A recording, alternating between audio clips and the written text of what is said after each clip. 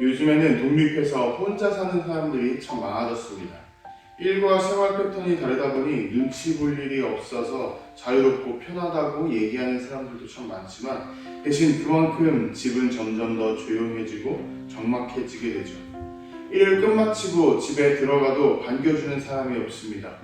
게다가 불이 켜지지 않는 거실은 낮과 밤의 구분이 흐릿해지기 시작하죠. 식사 자리는 사랑의 대화가 가득해야 하지만 조용하거나 혹은 TV, 핸드폰 소리만 울려 퍼지게 됩니다. 그렇게 시끄러운 세상의 소리가 있음에도 불구하고 정작 그 공간 안에 있는 사람들의 마음은 조용할 때가 많이 있습니다. 처음에는 혼자의 시간이 좋다고들 이야기하지만 언제부턴가 이 적막함 속에서 마음이 무겁게 가라앉는다고 말하는 사람들도 있습니다. 적막이 길어질수록 외로움이 집안 구석구석 가운데 스며들어 있는 것 같다고 느끼는 것이죠. 그런 말을 듣다 보면 가끔씩 이러한 생각을 할 때가 있습니다. 과연 집은 어떤 공간이어야 될까? 집은 단순히 사람이 머무는 공간이 아니라 마음이 쉴 수 있고 여럿이 함께 모여서 웃을 수 있는 자리여야 되지 않을까 생각해 봅니다. 그러한 자리가 없다면 여전히 우리는 집을 그리워하며 살아가게 될 것입니다. 오늘 본문 시편 68편은 이러한 우리의 마음속 질문에 하나님의 대답을 들려주고 있습니다. 다윗은 이렇게 고백합니다. 하나님이 고독한 자들을 가족과 함께 살게 하시며 갇힌 자들을 이끌어내사 형통하게 하시는도다. 여기서 고독한 사람이라는 것은 단순하게 혼자 사는 사람만을 의미하지 않습니다. 마음의 자리가 비어있는 사람, 관계 속에서 동떨어져 있는 사람, 그리고 환영받지 못하고 문 밖에 서 있는 사람까지 다 포함하는 그러한 단어입니다. 하나님은 이러한 사람들을 결코 외면하지 않으신다고 분명하게 우리에게 말씀하고 계십니다. 왜냐하면 하나님은 고아의 아버지이시고 과부의 재판장이시기 때문이죠. 세상은 사람들의 조건이나 혹은 배경을 따지면서 네 편이다 내 편이다를 따지지만 하나님은 먼저 사랑과 보호가 필요한 사람들을 기억하고 계시며 그 가정 속으로 부르고 계십니다. 그렇게 가족으로 함께 삼아주고 계시는 것이죠. 이것이 우리가 기억해야 할 구원의 방식입니다. 먼저 자리를 마련하시고 그 자리에 우리를 앉히시는 거죠.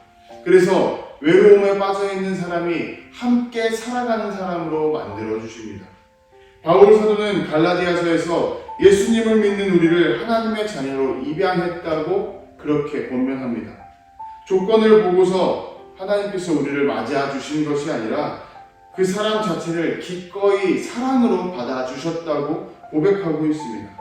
여러분, 하나님의 선택은 그런 것입니다. 그리고 그 선택은 끝이나 한계가 없습니다. 한번 가족으로 들어온 사람은 결코 버려지지 않을 것입니다. 그리고 하나님의 가족 안에는 부족한 자리가 없습니다. 먼저 온 사람이나 나중 온 사람이나 모두 같은 환영과 사랑을 받게 되는 것이죠. 그래서 교회라는 신앙 공동체는 단순한 모임이 아니라 하나님께서 하나님의 사랑을 가지고 고독한 사람들, 외로운 사람들을 함께 살아가는 사람으로 만들어가는 그러한 집이어야 될 것입니다.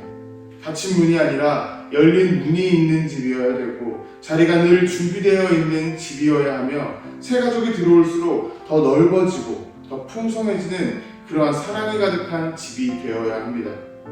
그래서 저는 저희 교회 유튜브 채널에 웰컴 홈이라는 배너를 달았습니다. 우리 성교봉 신앙 공동체가 하나님의 사랑으로 수많은 사람들을 가족으로 맞이할 수 있는 그런 신앙 공동체가 되기를 소망합니다.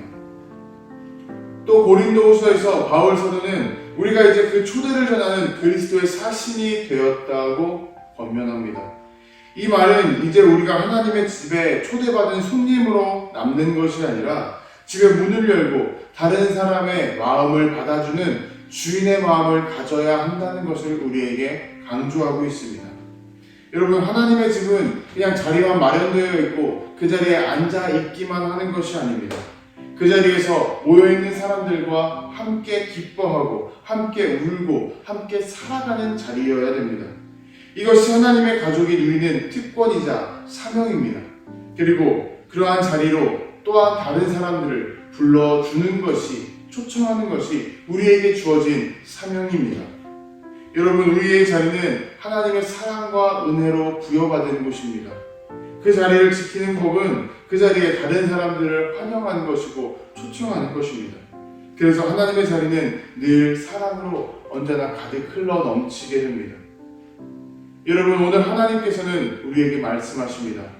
나는 외로운 사람을 가족으로 부르고 있다. 나의 집에는 부족한 자리가 없다.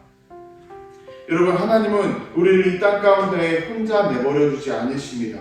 사랑으로 불러주셨고 그리고 우리가 머무를 처소 그 자리를 만들어 주셨습니다. 그 자리에서 우리는 회복을 누리게 될 것이고 다른 사람들을 다시 그 사랑으로 부를 수가 있게 됩니다. 세상은 조건을 따지고 그 넘어올 수 있는 문턱을 높이고 자리를 제한하고 있지만 하나님의 집은 그런 것이 없다는 것을 우리는 기억해야 됩니다. 누구든지 올 수 있고 누구든지 들어올 수 있습니다. 그리고 그 집에 함께 하게 되면 그 자리는 기쁨과 사랑으로 가득 채워지게 됩니다. 오늘 우리의 삶도 그러한 하나님의 집처럼 사랑이 가득 넘치는 자리가 되기를 소망합니다. 누군가 찾아와도 머물 수 있는 자리, 외로운 사람이 웃음을 되찾을 수 있는 자리, 하나님의 마음이 머무는 자리가 되기를 소망합니다. 오늘 하루 하나님의 집에 마련된 자리에서 함께 기뻐하고 함께 울고 함께 웃을 수 있는 그러한 저와 여러분들이 되시기를 주님의 이름으로 도전하고 축복합니다.